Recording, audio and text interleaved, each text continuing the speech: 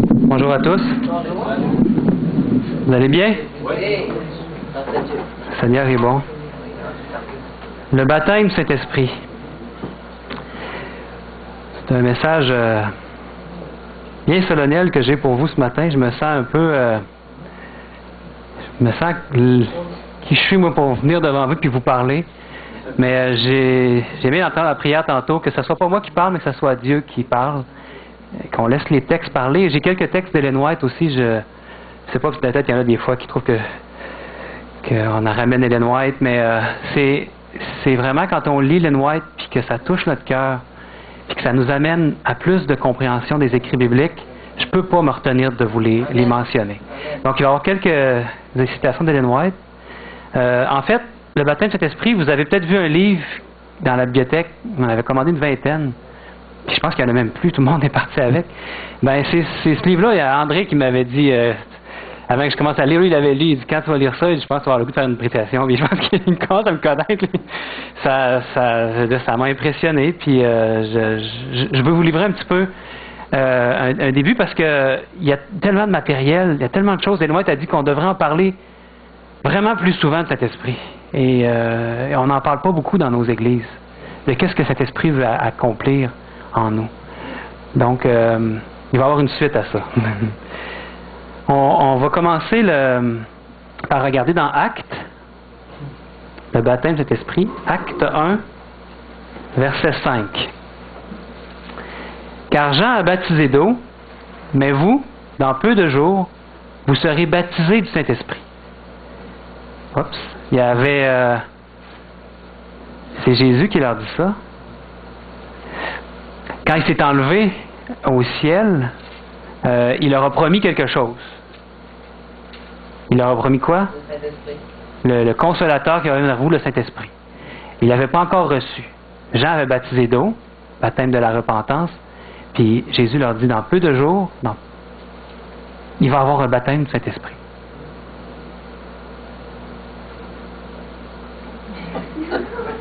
Est-ce que vous avez été baptisé de cet esprit?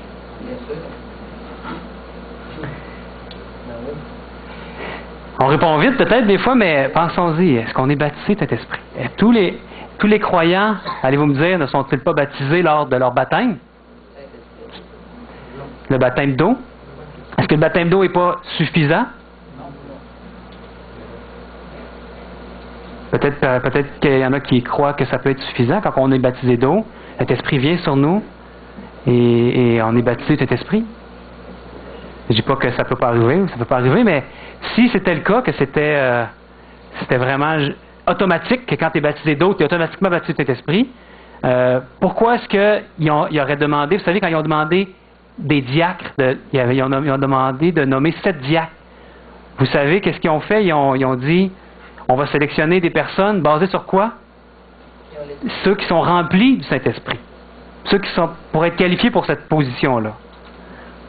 Puis, on le voit ça dans Acte 6, verset 3, parce que les apôtres avaient beaucoup trop de travail, puis ils commençaient à servir aux tables au lieu d'enseigner, puis ils ont demandé des diacres, 7 diacres.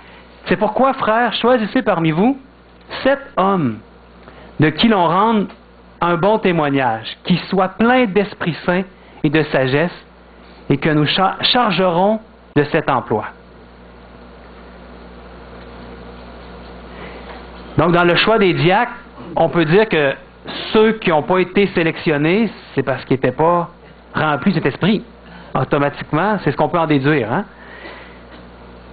Puis, ils ont choisi ces 7-là parce qu'ils étaient remplis de cet esprit. Donc, il y avait quelque chose de visible en eux. Il devait y avoir quelque chose de distinctif, de visible, pour qu'ils puissent les sélectionner sur cette base-là. Le critère, c'était qu'ils soient bien remplis de cet esprit. Mais il y avait quelque chose de différent, de visible en eux. Et on le voit dans le verset, un bon témoignage. J'ai regardé en anglais, des fois c'est bon de voir en anglais, ça dit honest, honnête. Un bon témoignage. Des gens qui étaient... Donc il y avait quelque chose de visible qui indiquait que ces gens-là menaient des vies, on peut dire des vies victorieuses sous la direction de cet esprit. Des gens qui se laissaient transformer par Dieu. Ils n'étaient peut-être pas parfaits en tout, mais ils se laissaient mener dans leur vie par Dieu. Puis sûrement qu'il était une bénédiction pour les gens autour d'eux, puis ce fait-là était reconnaissable, était visible. pouvaient les sélectionner sur cette base-là. Ils ont nommé, entre autres, Étienne. On sait qu'est-ce qui est arrivé à Étienne, à un moment donné, il s'est fait lapider. Ça a été un moment charnière dans l'Église. C'est là qu'il y a eu comme une dispersion des chrétiens qui se sont mis à évangéliser partout. Puis il y en avait un autre aussi, c'était Philippe. Dans le livre des Actes, au chapitre 8, on nous parle de Philippe, qui était rempli de cet esprit. Puis il est allé, lui, quand il avait eu cette dispersion-là, il est allé dans la ville qui s'appelle Samarie. C'est pas juste la région de Samarie, mais il y avait une ville qui s'appelait Samarie, pour annoncer la bonne nouvelle. Puis il y a eu beaucoup de prodiges que Philippe faisait. Les gens ont été touchés dans cette ville-là par le message que Philippe amenait. Puis il est dit qu'il a fait même des miracles, des guérisons. Puis il y avait une grande joie, dit le texte, dans cette ville-là. Beaucoup de femmes ont été baptisées. Philippe a baptisé déjà de baptême d'eau. Quand les disciples de Jérusalem ont entendu ça, ben, ils ont décidé d'envoyer Pierre puis Jean à Samarie. Parce qu'ils voyaient qu'il y avait une effervescence là-bas, on va envoyer Pierre puis Jean. Puis là, ils leur ont imposé les mains. On va le lire dans Actes 8, 15, 17. Ceux-ci, arrivés chez les Samaritains, ceux-ci, c'est Pierre et Jean, prièrent pour eux afin qu'ils reçussent le Saint-Esprit. Car ils n'étaient pas encore descendus sur aucun d'eux. Ils avaient seulement été baptisés au nom du Seigneur Jésus. Alors Pierre et Jean leur imposèrent les mains et ils reçurent le Saint-Esprit. Moi, ça m'impressionne, cette chose-là. Ils avaient été baptisés. Est-ce que c'était suffisant, le baptême d'eau? Ils n'étaient pas encore descendus sur aucun d'eux. Pierre et Jean viennent, ils imposent les mains sur eux, puis le Saint-Esprit les remplisse, ces gens-là. C'est quelque chose qui aujourd'hui, c'est plutôt rare qu'on voit ça, l'imposition des mains. Hein?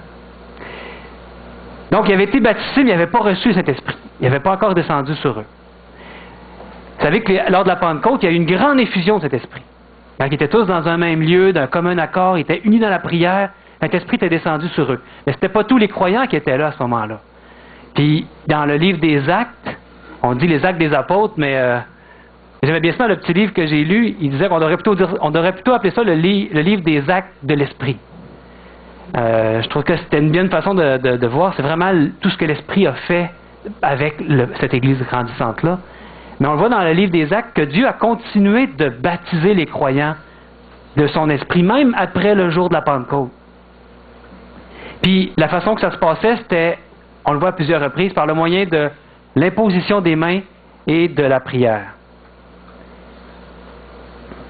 L'imposition des mains, dans Acte 19, versets 1 à 3, il est dit, pendant qu'Apollos était à Corinthe, Paul, après avoir parcouru les hautes provinces de l'Asie, arriva à Éphèse, ayant rencontré quelques disciples, il leur dit, « Avez-vous reçu le Saint-Esprit quand vous avez cru? » Ils lui répondirent, « On n'a même pas entendu dire qu'il y avait un Saint-Esprit. » Il dit, « De quel baptême avez-vous donc été baptisés? » Ils répondirent, « Du baptême de Jean. » Le texte continue. Alors Paul dit, Jean a baptisé du baptême de repentance, disant au peuple de croire en celui qui venait après lui, c'est-à-dire en Jésus. Sur ces paroles, ils furent baptisés au nom du Seigneur Jésus. Lorsque Paul leur eut imposé les mains, le Saint-Esprit vint sur eux, et ils parlaient en langue et prophétisaient. Vous savez, c'est comme quand il y a eu l'effusion lors de la Pentecôte, chacun pouvait entendre parler dans sa langue. C'était vraiment étonnant. Il y en a qui disaient qu'ils sont pleins de vin doux. Là, Pierre avait été intervenu, puis il y avait eu plusieurs personnes, après son discours, qui avaient été converties. C'était vraiment un miracle incroyable qui s'était passé. Puis ces gens-là aussi, après la Pentecôte, avaient reçu l'imposition des mains. Puis eux, ils n'avaient même pas entendu parler qu'il y avait un Saint-Esprit. Puis après, ils parlaient en langue et ils prophétisaient. Incroyable. L'imposition des mains. C'est étonnant. Est-ce qu'on vous a déjà imposé les mains? Oui. Une prière de consécration spéciale. On impose les mains. On n'a pas tendance à beaucoup le faire, mais ça arrive parfois. Moi, il y a quelques années, quand on m'avait demandé d'être ancien, bon, ça a pris peut-être un an, comme genre de mise à l'épreuve pour voir si la personne elle se comporte bien. Puis après ça, ils ont fait venir quelqu'un de la fédération, un pasteur de la fédération avec le pasteur local. Puis ils ont fait une cérémonie spéciale de consécration de moi comme ancien. Bon, je me sentais pas ancien. Je suis pas très vieux encore aujourd'hui, mais à l'époque, ça fait quoi? Presque 10 ans, 7-8 ans, je me disais, ouais, je suis pas un ancien, moi, j'étais un petit jeune. Bon, mais il avait reconnu que je pouvais être ancien. Je trouvais que c'était quelque chose, là, je disais la Bible, qu'est-ce qu'il parlait d'un ancien, puis je dis, ne pas me mettre des fardeaux sur moi. Mais là, ils m'ont dit, mets-toi à genoux. Là, les anciens de l'Église sont venus, les pasteurs ont mis les mains sur moi, tout le monde a mis les mains sur moi. C'était vraiment intimidant. Bon, est-ce qu'il s'est passé quelque chose de miraculeux après? Est-ce que pour ces gens-là, il s'est passé quelque chose de miraculeux?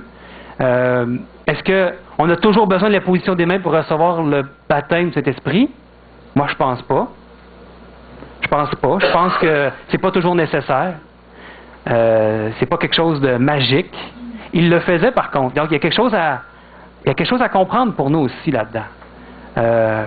C'est quelque chose qui... Quand la personne accepte de se laisser imposer les mains, il y a une cérémonie. L'être humain, Dieu sait que l'être humain a besoin de cérémoniels comme ça. C'est comme un engagement, il y a quelque chose de plus fort encore. Donc, mais c'est pas absolument nécessaire, je pense. Il y a des gens qui ont été remplis de cet esprit dans la Bible, qui n'ont jamais reçu l'imposition des mains. Je suis convaincu même qu'il y a des gens sur cette terre qui sont des païens. D'après Romains 2, on voit qu'il y a des gens qui font naturellement ce que la loi prescrit, qui sont une bénédiction pour les gens autour d'eux. Qui sont, d'après moi, remplis de cet esprit.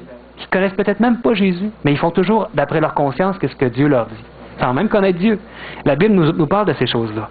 Donc, quelqu'un peut recevoir le baptême de cet esprit en consacrant sa vie à Dieu et en réclamant par la prière. On peut prier dans la prière quotidienne pour réclamer cette promesse-là et la plénitude de cet esprit. Le Saint-Esprit accomplit 2 œuvres. Il veut en premier attirer les gens à lui. Il nous conduit à accepter Jésus puis à être baptisé du baptême d'eau. Puis il nous remplit, en deuxième lieu, il veut nous remplir afin qu'on puisse être vivre une vie véritable de chrétiens puis faire les œuvres de Dieu. C'est ce qu'il souhaite. Il ne souhaite pas qu'on en reste à être attiré par lui, à l'accepter comme sauveur puis à en rester là. Il ne veut pas qu'on reste comme des enfants en Christ, mais il veut nous amener à faire même les œuvres de Dieu. Puis ça, c'est par le remplissage de son esprit, de l'Esprit de Dieu, qu'il veut faire ça. Jésus nous dit que tous ceux qui croiraient feraient même des œuvres plus grandes que lui. Et là, on se dit, il pousse un peu, là. Faire les œuvres de Jésus, ça serait déjà bien correct, mais il dit même des œuvres plus grandes que lui. C'est incroyable. Quand le croyant reçoit le baptême du Saint-Esprit, il reçoit le pouvoir de faire les mêmes œuvres que Jésus a faites. Pourquoi? Pourquoi ils reçoivent le pouvoir de faire les mêmes œuvres que Jésus a faites? C'est simple, c'est parce qu'ils reçoivent le même esprit que Jésus avait reçu. C'est le même esprit que Jésus qui va nous habiter. Les mêmes œuvres qu'il a faites, nous allons les faire aussi. Y croyez-vous? Qu'on va faire des œuvres comme Jésus? Même, je dirais même pas plus grandes. Qu'on fait toutes les œuvres de Jésus, mais plus grandes, ça veut probablement dire que lui était tout seul sur la terre. Puis maintenant, il y en a combien de Jésus qu'il veut avoir sur la terre? Il en veut 144 000. Puis ça, c'est un chiffre symbolique. Il veut une grande masse de gens sur cette terre, un peuple complet de Jésus. Qu'on soit tous des Jésus. Recevoir le baptême de cet esprit, c'est une question de foi. C'est lui qui met la foi en chacun. Et cette foi-là, il veut qu'elle grandisse. On peut demander à Dieu, mon Dieu, ma foi est faible, donne-moi une plus grande foi. Baptise-moi de ton esprit. C'est quelque chose qu'on peut demander à Dieu à chaque jour. Baptise-moi de ton esprit. C'est Dieu qui remplit cet esprit. C'est pas celui qui impose les mains qui va remplir la personne. J'ai rempli cet esprit. Non. Ça se passe pas comme ça. C'est pas quelque chose de magique. C'est Dieu qui fait ça. Il n'y a pas de pouvoir dans une personne de remplir cet esprit. Il y avait, vous savez, Simon le magicien, peut-être vous le connaissez. Il avait vu les prodiges que les apôtres faisaient. Puis il avait cru, puis il avait été baptisé, puis il avait vu cette puissance-là que les apôtres avaient, puis il avait voulu acheter ce don-là d'imposer les mains et de donner cet esprit. Puis ils l'ont vraiment réprimé, puis ils ont dit, t'es dans un fiel amer, c'est pas quelque chose que tu peux demander, ça, de payer pour avoir. C'est Dieu qui fait ça. Mais il veut se servir de nous comme ses instruments. Donc, que se passe-t-il quand on est rempli du Saint-Esprit?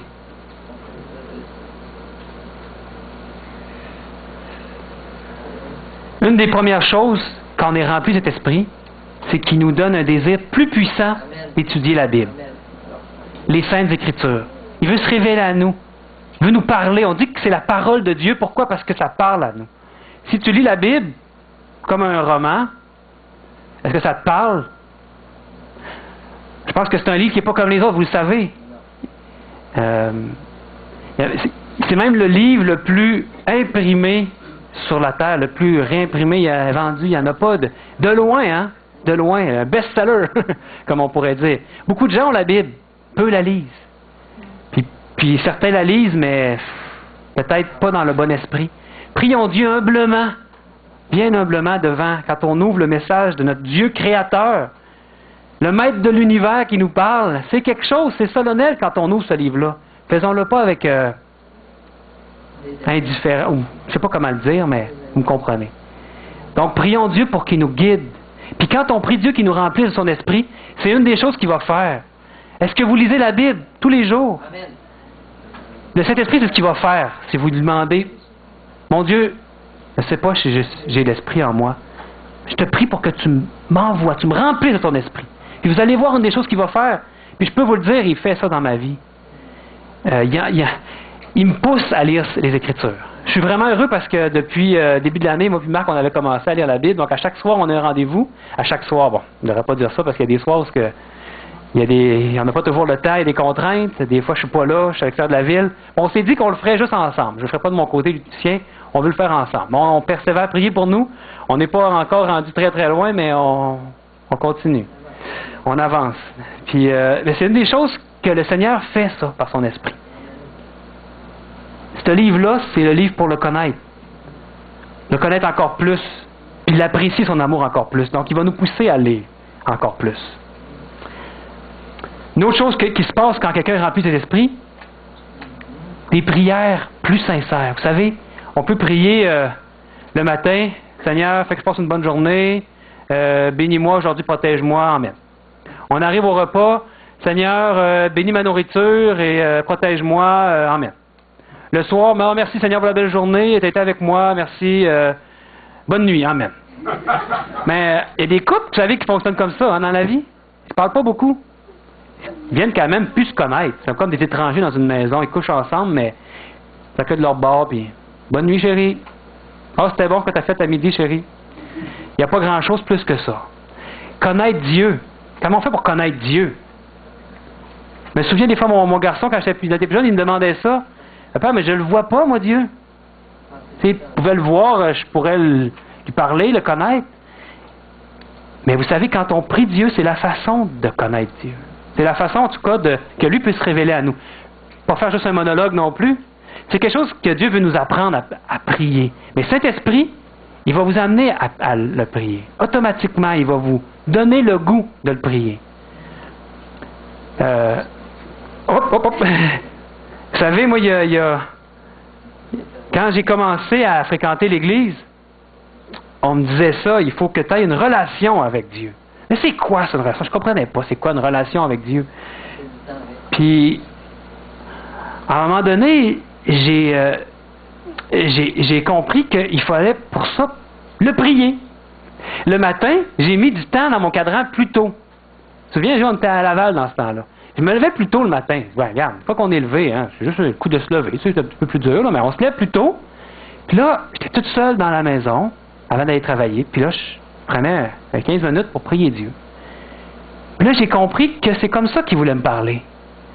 Puis, tu sais, il me parle là, il me dit pas comme que je parle à Claude. Mais c'est de faire l'expérience de ça le matin, puis le soir, puis même plus souvent dans la journée, autant que vous voulez, lui parler comme à un ami. Puis même des fois, pourquoi pas laisser un silence, arrêtez de faire un monologue. Puis vous allez voir qu'il va vous venir des idées en tête. Puis moi, je suis convaincu que quand on prie Dieu, dans la prière secrète, puis qu'on laisse un temps libre, puis qu'on demande à Dieu quelque chose, qu'est-ce qu'il va faire vous passer? Pensez-vous qu'il va rien vous dire? Vous attendez une réponse de lui. Il va vous amener quelque chose, une idée en tête. Mais cette idée-là, pour moi, personnellement, c'est Dieu qui me parle.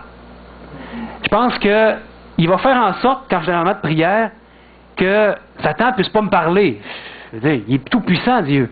Je lui demande quelque chose. C'est une prière secrète que j'ai avec lui. Je laisse un temps, mon Dieu, qu'est-ce que tu veux que je fasse? Peut-être qu'il ne me répond pas des fois. J'attends. Peut-être que c'est pas ça qu'il veut. Peut-être des fois on pose une question à Dieu, oui ou non. Peut-être pas oui ou non qu'il veut, c'est peut-être quelque chose d'autre. Mais vous allez sentir, à mesure que vous allez passer du temps en prière avec lui, la relation avec lui, vous allez entendre sa voix. Vraiment entendre sa voix. Vous allez savoir que c'est lui qui vous répond. Des fois aussi, il ne vous répond pas, mais vous rencontrez quelqu'un, il vous dit quelque chose, puis vous savez que c'est Dieu qui vous a répondu. « Hey, mon Dieu, je t'ai demandé ça un matin. » Puis tu me réponds. Gloire à Dieu. Ça vous est sûrement déjà arrivé. Moi, je vous parle de mon vécu personnel. Mais c'est quelque chose que le Seigneur va faire, ça. Demandez-lui peut-être si vous n'avez pas une relation aussi forte que vous voudriez. Remplis-moi de ton esprit. Et vous allez voir qu'il va vous conduire à des prières plus sincères. Vous allez vous rapprocher plus de lui. Il va y avoir aussi des changements qui vont se passer en vous. Il va réformer notre vie. Il veut nous amener où ce qu'on est. Il veut nous amener où ce que lui veut qu'on soit. Puis peut-être on regarde, ça nous paraît impossible. Ben oui, c'est impossible si vous essayez par vos propres efforts. Mais le Seigneur, par son esprit, il va vous pousser. Il va changer votre vie. Je veux dire, si je regarde ma vie il y a 12 ans en arrière, puis aujourd'hui, crime Seigneur, c'est toi qui as fait ça parce que moi, j'aurais pas pu accomplir ça. C'est comme un miracle ce qu'il fait dans nos vies. Ça nous étonne, nous-mêmes, qu'est-ce qu'il peut faire dans nos vies. Puis ça, c'est un témoignage puissant. Quand j'ai commencé dans l'Église, ma mère, mes parents n'étaient pas convaincus de ce que je faisais là. Hein. Moi, j'étais catholique, puis là, tout d'un coup, comme rejeté leur religion. Je leur disais pas ça. Je les ai invités à mon baptême, mais ils sont pas venus. C'était comme un petit peu une claque dans le visage. Ils m'ont laissé faire. J'étais adulte, hein. Mais ils ne savaient pas trop dans quoi je m'embarquais. C'est au Québec, surtout, hein. Les Adventistes, c'est comme une secte, hein. C'est quoi cette affaire-là? On connaît pas ça. Mais là, ils constataient avec les années qui passaient que j'étais pas pire qu'avant. J'étais pas un bum, là. Je m'en venais pas. Puis ça, c'est un témoignage pour eux. Sans même que j'aie besoin de leur parler de l'Évangile, ça témoignait beaucoup auprès d'eux. Mon père est venu à l'Église, avec lui, il était venu à l'Église. Ma mère est venue aussi quelques fois. Ma mère est rendue qu'elle lit la Bible. J'ai jamais dit de lire la Bible. Connaissez-vous beaucoup des catholiques qui lisent la Bible chez eux? C'est rare, trouvez-en. Donc, je dis gloire à Dieu parce que c'est un témoignage qu'on ressent même avoir à parler. On en a parlé ce matin, j'ai bien aimé ça. Et même, qu'est-ce qu'il va faire Saint-Esprit? Même des miracles. Ça, on ne voit pas ça beaucoup dans l'Église. Mais il veut même accomplir ça. Des guérisons, des prodiges comme chasser les démons. Qu'est-ce qui fait qu'il n'y en a pas dans notre Église? On en parlait justement avec Guy, un matin. Qu'est-ce qui fait qu'il n'y en a pas? Ben, quand le Saint-Esprit va nous remplir dans sa plénitude, il va en avoir. Prions Dieu pour qu'il en aille. Prions Dieu pour qu'on puisse être rempli de son esprit. Il veut le faire. Vous savez, il y a beaucoup de désinformation, de confusion au sujet de ce qui se passe quand on est rempli de cet esprit.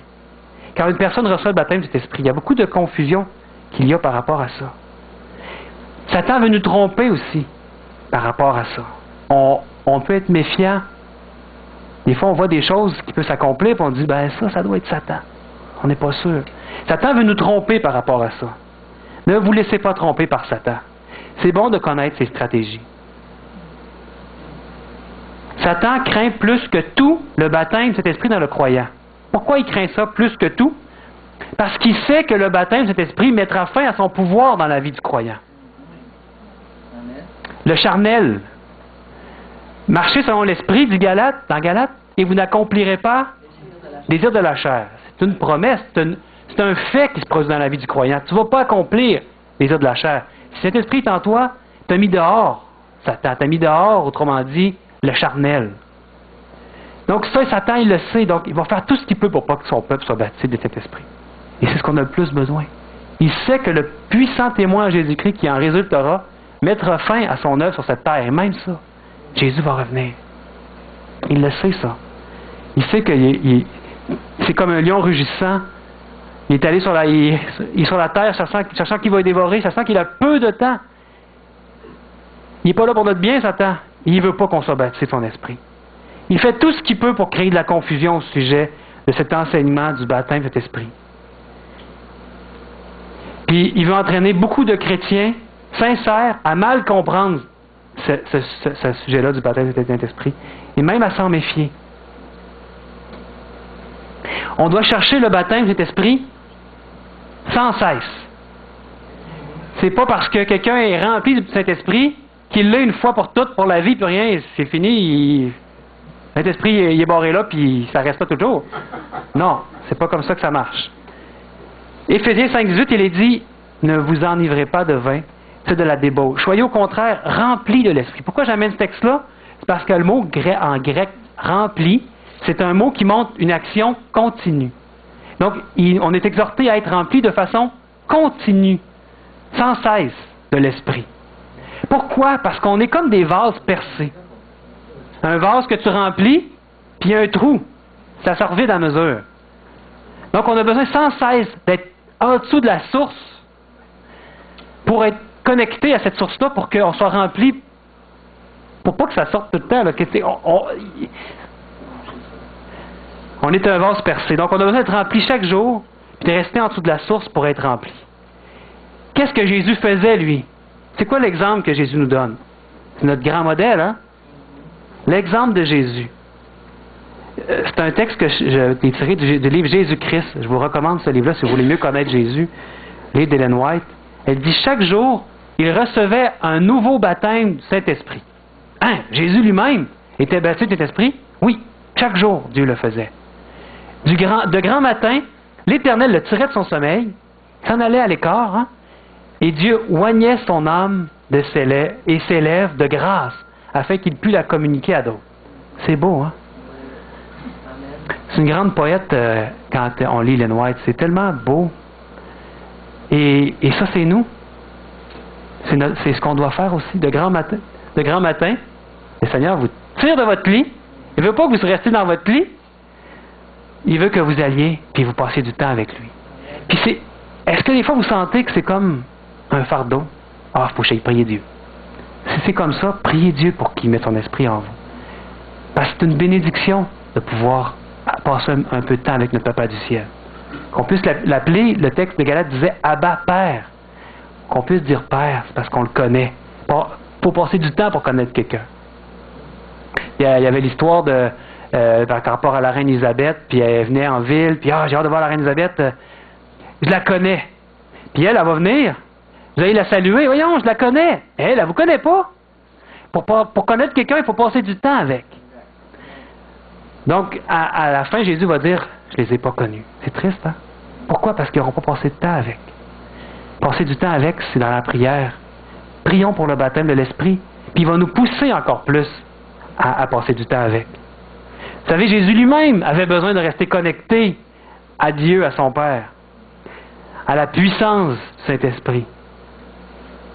De même que Jésus, on doit aussi réclamer cette promesse-là, puis ça doit même devenir l'une des choses les plus importantes de notre vie. Dès le réveil, il n'y a rien de plus important que de demander l'Esprit de Dieu, chaque jour. Le baptême du Saint-Esprit, il va renforcer notre témoignage. Vous savez, des fois, on a un témoignage, puis on se demande pourquoi c'est faible, ça a peu de résultats. Plus que cet esprit va vous remplir, plus votre témoignage va être puissant, va être fort. Puis il va changer les cœurs des gens. Ça va les toucher. Puis il va produire en vous les fruits du caractère de Jésus dans votre vie, dans notre vie. Je m'inclus là-dedans. C'est quoi ces fruits-là qu'il va produire en vous? L'amour, la paix, la patience, la douceur, la bénignité, la tempérance, la joie, la fidélité. Il va produire ça en vous. Votre caractère va devenir comme ça. Quel est donc le seul véritable moyen pour savoir si quelqu'un est rempli de cet esprit? Facile. Jésus, il disait dans Matthieu 7,20, c'est donc à leurs fruits que vous les reconnaîtrez.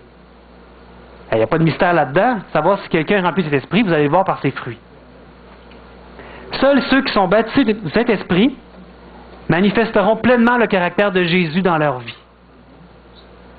Donc, on doit être pleinement transformé à l'image de Jésus-Christ. Transformé par la gloire du Seigneur Jésus. Le texte de 2 Corinthiens nous dit, nous tous qui le visage découvert, contemplons, comme dans un miroir, la gloire du Seigneur, nous sommes, quoi? Transformés en la même image, de gloire en gloire, comme par le Seigneur, l'Esprit.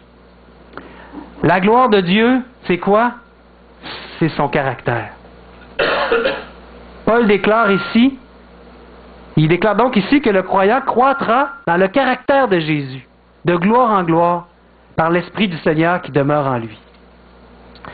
La transformation du caractère dans le livre d'Ellen White, encore dans le livre de Jésus-Christ, il est dit quand l'Esprit de Dieu prend possession d'un cœur, la vie est transformée, shakée. On met de côté les pensées de péché, on renonce aux mauvaises actions. L'amour, l'humilité et la paix succèdent à la colère, à l'envie, aux querelles. La joie remplace la tristesse et le visage reflète la lumière céleste. Amen. Peut-être en ce moment vous vous sentez un peu découragé en vous disant que peut-être vous avez attristé l'Esprit de Dieu, parce qu'on peut attrister l'Esprit de Dieu. Il dit n'éteignez pas l'Esprit. Paul il nous exhorte à ça. Il dit qu'on peut attrister l'Esprit. Si vous découvrez que vous avez attristé l'Esprit, ne soyez pas découragés. Demandez plutôt à Dieu de vous pardonner. Et est-ce qu'il le fera? Certainement, il va le faire. Il va vous pardonner. Instantanément. De la même façon qu'il dit que la lumière soit et la lumière fut, de la même façon, il va vous pardonner. Et demandez ensuite qu'il vous remplisse de nouveau de son esprit. Et est-ce qu'il va le faire? Avez-vous un doute? Non. Il va le faire certainement. Il n'y a pas de doute. C'est même ce qu'il désire le plus faire en nous, si nous le lui demandons. Si le vase est plein de quelque chose d'autre, il ne peut pas le remplir. Donc on doit se vider de quoi? On en parle souvent ici. De notre moi, de notre ego. On doit se vider de notre ego. Quand c'est vide, vous savez, la nature, on dit à horreur du vide. Ben, c'est vrai aussi pour nous, les croyants, les chrétiens. On est vidé de notre ego, il va nous remplir son esprit, mais il faut lui demander. Demandons-le. Plaidons avec Dieu. Chaque jour.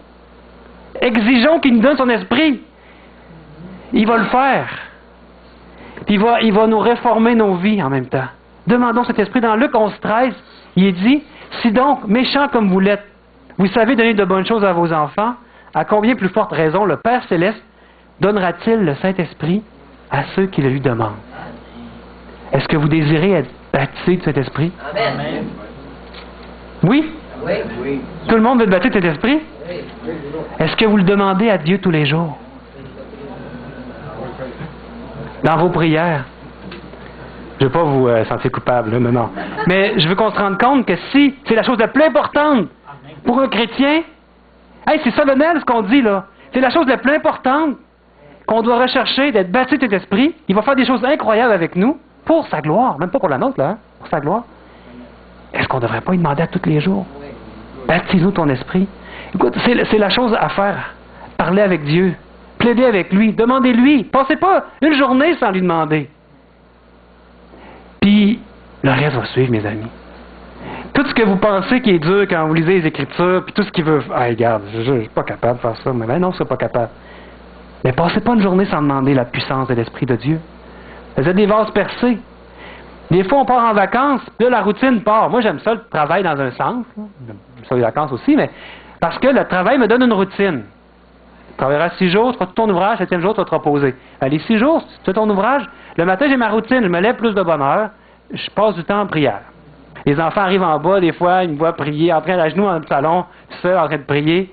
J'ai besoin de ça, c'est vital. Mais arrivent les vacances, on perd notre routine, des fois, on passe une journée. C'est vrai, je me suis levé un matin, les enfants sont là, j'ai pas eu le temps de prier. Puis on commence à s'éloigner de Dieu. Laissez pas passer une journée sans demander le baptême de l'Esprit de Dieu. Des fois, on est souvent tourné sur nos propres besoins. Ah, Seigneur, ça va pas dans ma vie. Regarde, j'ai ci, j'ai ça, ça va mal. Seigneur, il veut savoir nos besoins aussi. Mais n'oubliez pas de demander à Dieu de vous baptiser de son esprit, chaque jour. Et est-ce qu'il va le faire? Oui. Il va le faire, c'est sûr. Demandons avec insistance tous les jours dans nos prières à Dieu. Tardez plus à le faire. Remettez pas ça à plus tard. Il n'y a rien de plus important dans notre vie que de demander d'être baptisé de l'Esprit. Car ce don va amener tous les autres dons dans notre vie. Le remplissage de cet esprit changera notre faiblesse en force. Et notre témoignage sera accompagné d'une puissance jamais vue depuis même la Pentecôte. Et même Ellen White dit, ça va être encore plus fort que lors de la première pluie, la pluie de l'arrière-saison. Et moi, je pense que la pluie de l'arrière-saison, elle tombe déjà. Et je pourrais même jusqu'à vous dire que ce message fabuleux, la vérité présente qu'on a reçu en 1888 dans notre Église, ben, c'était le début de cette pluie-là. Amen. Puis elle tombe encore aujourd'hui. Amen. Puis Ellen White a dit aussi que la pluie d'arrière-saison, quelqu'un qui n'a pas été baptisé de la première pluie ne peut pas recevoir la deuxième. Donc, je pense que pour bien comprendre ce message-là spécial, on a besoin d'être baptisé de cette première pluie-là, d'être rempli de l'Esprit pour bien comprendre le message de la vérité présente aujourd'hui, qui tombe déjà. Souvent, on a un parapluie, hein? On ne la reçoit pas, cette pluie-là, mais Dieu veut la donner. Il la donne déjà. Ellen White a dit que rien d'autre que le baptême de cet esprit ne peut amener l'Église là où elle devrait être et préparer le peuple de Dieu pour le conflit qui tarde à venir. Mais présentement, son Église est comment? Elle est tiède. C'est comme ça que notre Seigneur voit l'Église, voit son peuple. Il la voit comme tiède, cette Église-là. Et il dit dans le texte que vous connaissez bien, écrit à l'ange de l'Église de Laodicée, « Voici ce que dit l'Amen, le témoin fidèle et véritable, le commencement de la création de Dieu. Je connais tes œuvres, je sais que tu n'es ni froid ni bouillant. Puisses-tu être froid ou bouillant? » Puis il dit, « Ainsi, parce que tu es tiède et que tu n'es ni froid ni bouillant, je te vomirai de ma bouche. » Tiède et rempli de l'Esprit, est-ce que c'est compatible? Non. Ce n'est pas des termes compatibles. Le baptême de cet esprit est ce qui changera les croyants tièdes en croyants zélés. Zélés, bouillants. Même ils préfèrent qu'on soit froid. Parce que quand on est tiède, ça veut dire qu'on se croit correct. Et moi, tu parles souvent de la propre justice. On se pense correct. On pense même qu'on est riche. On ne sait pas qu'on est pauvre, misérable, aveugle et nu. Donc, il préfère qu'on soit froid au lieu d'être tiède. Parce que là, Dieu ne veut plus nous rejoindre quand on est tiède, quand on se pense correct. Il faut qu'on réalise notre condition de pécheur en premier. Réaliser notre besoin d'un sauveur. S'humilier devant Dieu. Reconnaître comment est-ce qu'on est vraiment. Puis le Seigneur va transformer une église de croyants tièdes en une église de croyants zélés par le baptême de son esprit. Vous connaissez l'histoire des 10 vierges, il y avait 5 folles, 5 sages. Les 5 sages, qu'est-ce qu'il y avait de plus? Il y avait de l'huile. C'est quoi ça, Saint-Esprit? C'est le baptême de cet esprit. La plénitude de l'esprit, c'est ce que ces vierges sages-là avaient. Et c'est ce qu'on a besoin pour être prêt à rencontrer l'époux. Son peuple a besoin de ça. Et c'est pas quelque chose que tu peux donner. Hein. Donnez-nous-en, les vierges Paul disaient. Tu peux pas donner ça. Même si tu as tes enfants, des gens que tu aimes, ou tu voudrais leur en donner, tu peux pas. Chacun doit faire l'expérience pour soi-même du baptême du Saint-Esprit.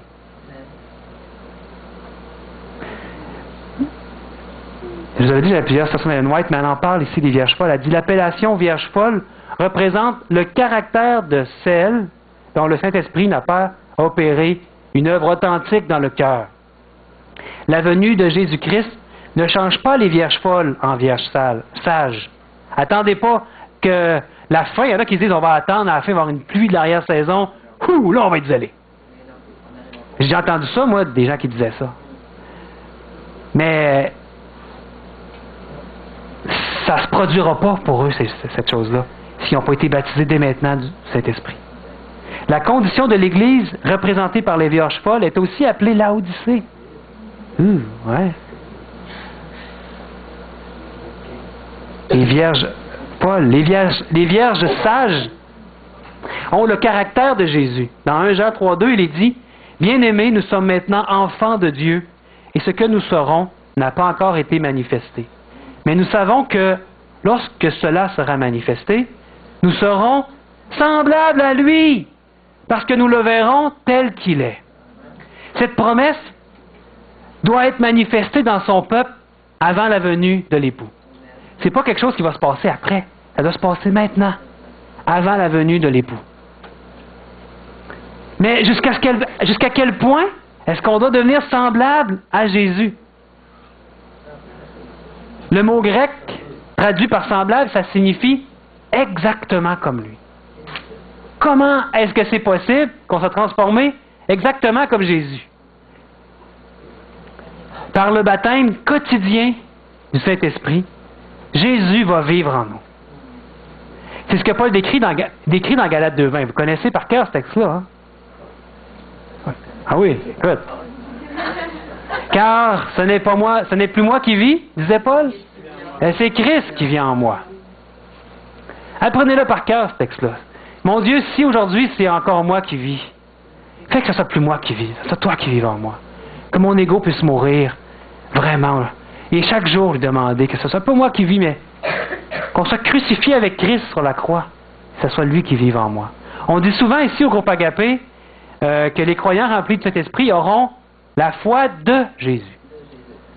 Là, vous jouez ces mots, la foi de Jésus, ou notre foi à nous, la foi de...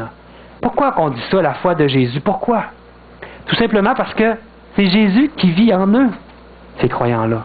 Donc c'est sa foi à lui, s'il vit en vous. Le Galates 2 qu'on vient de parler, c'est plus moi qui vis, c'est Christ qui vit en moi, donc c'est sa foi en lui qu'on a. Sa victoire, et tout ce qui vient avec. Est-ce que Jésus vit en nous? Amen.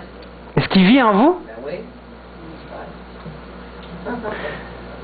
Les croyants remplis de cet esprit auront le caractère de Jésus-Christ. Comme tu dis, tout ce qui vient avec, c'est quoi? Il y a plusieurs textes, je n'ai pas mis les versets, mais on va avoir les pensées de Christ. On va voir aussi, ayez les sentiments de Christ. On va aimer ce que Jésus aime. C'est quoi que Jésus aimait? Ben là, peut-être il faut lire la Bible pour le savoir. Il aimait tout le monde, ben oui. Détester ce que Jésus détestait. Ah, c'était des choses qu'il détestait. Des fois, il y a eu des moments où il a condamné certaines choses. On va venir qu'à avoir le même amour de la justice que Jésus. La même haine du péché que Jésus avait. Le même désir d'obéir au Père. Il va mettre sa loi dans notre cœur. Il va nous donner le désir. Vous n'avez pas besoin de regarder la loi pour savoir comment agir. Il met dans votre cœur, il vous donne ce désir-là, comme Jésus lui-même faisait. Le même amour passionné pour les âmes. Il va mettre ça en nous. La sagesse, la justice, la sainteté sont les leurs. Toute vertu et qualité de Jésus. Les croyants remplis de cet esprit, ils vont avoir ce caractère-là. Le même caractère de Jésus. C'est pour ça que tantôt que je disais, ça va être comme un peuple de Jésus. Pensez pas que ça va bouleverser le monde? Quand il va y avoir un peuple de Jésus? Dans un sens très réel, chaque chrétien devient comme Jésus pour le monde. Quand il y avait un Jésus sur la terre, c'était fort, hein? Ça bouleversait la Palestine. C'était vraiment fort. Les gens venaient de partout, puis ils se réunissaient pour entendre Jésus. Quand il va y avoir un peuple de Jésus, Jésus va revenir, c'est sûr. La terre au complet va être bouleversée par son amour. C'est pour ça qu'ils vont faire des plus grandes choses. Ça va être toute la terre au complet, jusqu'aux extrémités de la terre. On va devenir les bouches de Jésus, les pieds, les mains de Jésus. Et on va faire même les mêmes œuvres qu'il a faites. Qu'est-ce qu'il a fait? Prêcher, enseigner, et même guérir, même chasser des démons. On va faire ça. Et est-ce que c'est disponible maintenant? Certainement. C'est nous qui limitons le pouvoir de Dieu par notre incrédulité. Mon Dieu, donne-nous une plus grande foi, puis baptise-nous de ton esprit. Il y aura bientôt un peuple de Jésus qui va bouleverser le monde, et c'est son amour, son agapé qui est... Ce que vous voyez là, c'est l'agapé. C'est ça qui va bouleverser le monde. Pour la seule gloire de Dieu, pas pour la gloire de ceux qui ont fait partie des 144 000. Savez-vous que c'est cette révélation des fils de Dieu que la création tout entière attend avec un ardent désir? La révélation des fils de Dieu. Qu'est-ce que tu dis là, Sébastien? Dans Romains 8,14, il est dit, « Car tous ceux qui sont conduits par l'Esprit de Dieu sont fils de Dieu. » Et un peu plus loin, Romains 8,19, « Aussi la création attend-elle avec un ardent désir la révélation des fils de Dieu. » L'univers tout entier attend qu'un peuple puisse avoir le caractère de Jésus, puisse le vivre réellement, être transformé exactement comme Jésus, pour la gloire de Dieu. Se vider de lui-même, de son ego, d'accepter d'être rempli par l'Esprit de Dieu. Est-ce que vous acceptez d'être rempli par l'Esprit de Dieu? Amen. Est-ce que vous l'entrez dans son plan? Amen. Et vous savez ce qu'il va faire avec vous? Ça va être étonnant, ça va vous étonner vous-même. Puis ça sera pas quelque chose que vous allez, peut-être vous allez souffrir dans ça, peut-être vous allez avoir des difficultés. Mais quand on est avec Dieu, il n'y a pas de meilleure place où être. Quand cela se sera produit dans sa plénitude, alors la terre va être éclairée de la gloire du caractère de Dieu. Et là, la fin va venir. Dieu ne veut pas venir avant que ça se produise. Il ne viendra pas demain matin. Je n'ai pas encore vu ça, moi, un peuple sur cette terre de Jésus. Avez-vous vu ça, vous autres? Des fois, il y en a qui disent, « Hey, regarde, le pape a dit ça, là. Il revient, là. Et c'est sûr, dans un mois, il est là. » Avez-vous vu un peuple de Jésus sur la terre? Je n'ai pas encore vu ça. Ça peut se faire vite, par exemple. Il dit que le moissonneur va précéder de peu le semeur. Des fois, je me trompe l'inverse. Hein? Hey, ça se fait vite, ça. De peu, le semeur, il sème, la moisson, récoltée. L'amour de Dieu, quand elle va être, quand la gloire de Dieu va être, quand la terre va être éclairée par la gloire de Dieu, ça va se faire vite, comme une traînée de poudre. Dans Apocalypse, et je finis par ce texte-là, Apocalypse 18, versets 1 et 2, parce que j'ai déjà pris beaucoup de votre temps, il est dit, « Après cela, je vis descendre du ciel un autre ange. » Et c'est nous, cet ange-là, qui avait une grande autorité, et la terre fut éclairée de sa gloire, de la gloire de Dieu. Et il cria d'une voix forte, disant, « Elle est tombée, Babylone la grande. » Juste après, Jésus revient. Donc, avant qu'il revienne, la terre doit être éclairée. Toute la terre va être éclairée de sa gloire. Et quelle est cette gloire qui éclaire la terre? C'est le caractère de l'agneau. C'est le caractère de l'agneau qui est manifesté. L'agneau de Dieu, Jésus, qui est manifesté dans un peuple, dans son épouse. Et il revient la chercher. Donc, qu'est-ce qu'on doit demander à Dieu? L'effusion du Saint-Esprit sur notre assemblée aujourd'hui. J'ai envie de vous le demander.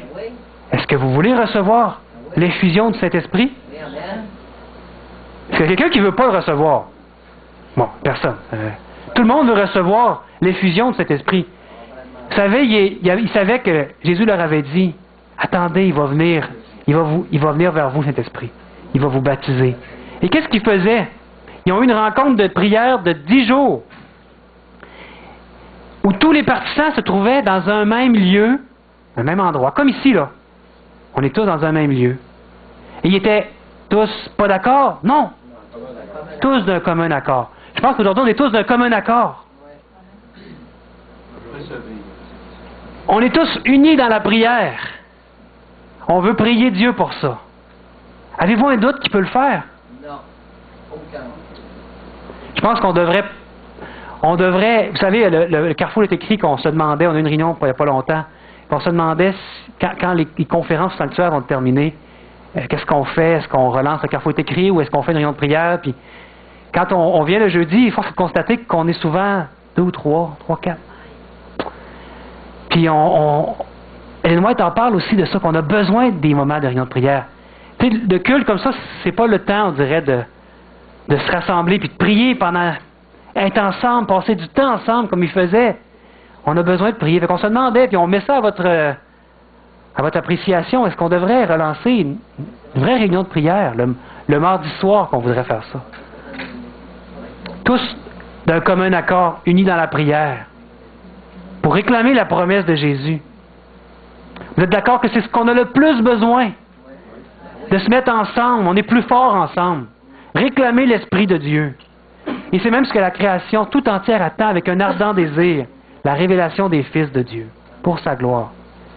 Donc, si ce matin, on est tous d'accord, on devrait dire cet après-midi, pourquoi ne pas faire de ce lieu la chambre haute, en ce moment? Je vous inviterai à vous prosterner si vous êtes d'accord. Puis on va prier Dieu. On va prier Dieu pour qu'il puisse nous baptiser de son esprit. On va se mettre à genoux, puis on va prier Dieu. Et après la prière, on va se lever, on va chanter le chant au Saint-Esprit.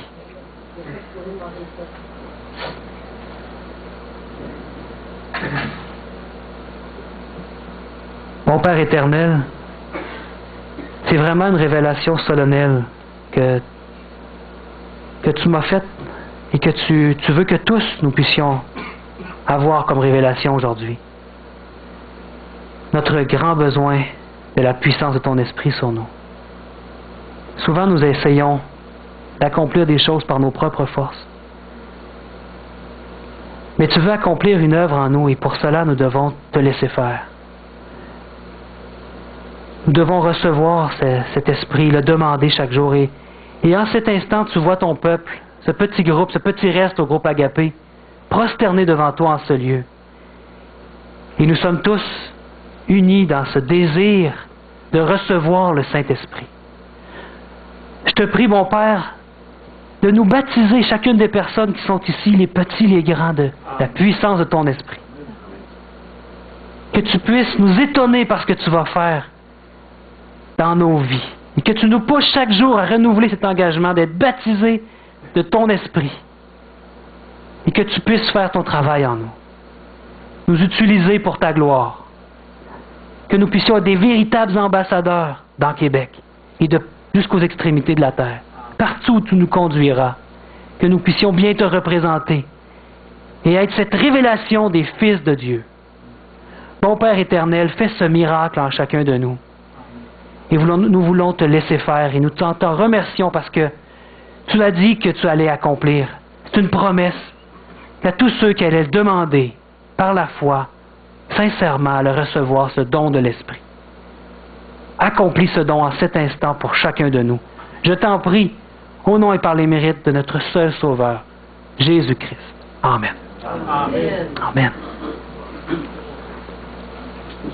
Chantons ensemble, ô Saint-Esprit, descends sur cette assemblée en prière. Qu'il puisse nous sortir de notre léthargie, que nous puissions avoir un enthousiasme pour la cause de Dieu. Amen.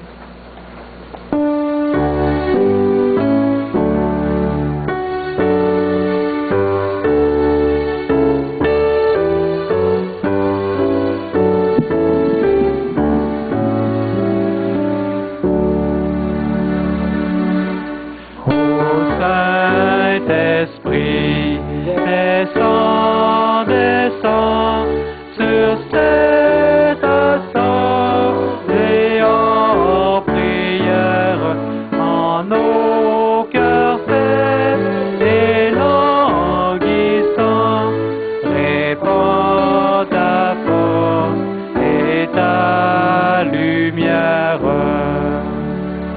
Ô Saint-Esprit, dévoile-nous nos interdits et nos idoles. Esprit de Dieu, saint et jaloux, consume nos désirs frivoles.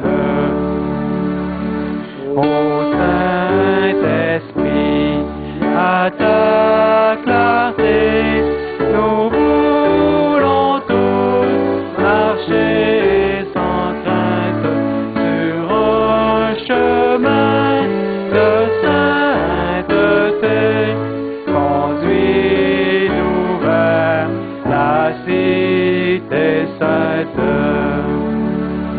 Ô Saint-Esprit, rends-nous vainqueurs dans nos combats, dans nos détresses, pour nous armer nos faibles cœurs. Personne tourne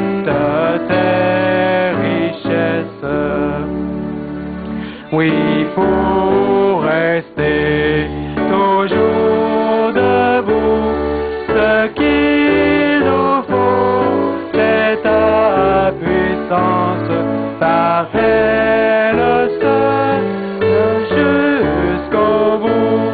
Nous lutterons sans défaillance.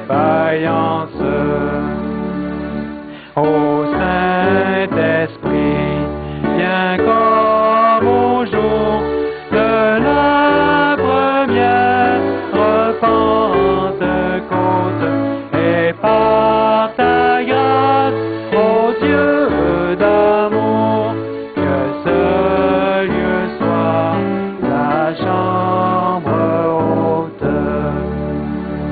Amen. C'est la première fois qu'un chant marche autant avec la prédication. Moi, je veux garder sur l'Internet. Ah, tu sais, je laisse sur le... Amen. Vous êtes tous invités à un repas en commun après, à rester avec nous, à partager encore, puisse poursuivre cette journée spéciale de recueillement de prières, mais aussi avec fraternité. On vous invite donc à rester à dîner. Prions pour une prière de bénédiction. Mon Père éternel, je te prie de bénir ce peuple qui est dans le petit groupe Agapé ici, ton petit reste. Rends-nous vainqueurs, arme nos bras et nos cœurs, et nous serons plus que vainqueurs. Continue chaque jour de mettre en chacun le désir d'être baptisé de ton esprit, pour que nous puissions avoir une victoire complète et être des dignes représentants de toi dans le monde. Je t'en prie, au nom et par les mérites de Jésus. Amen. Que la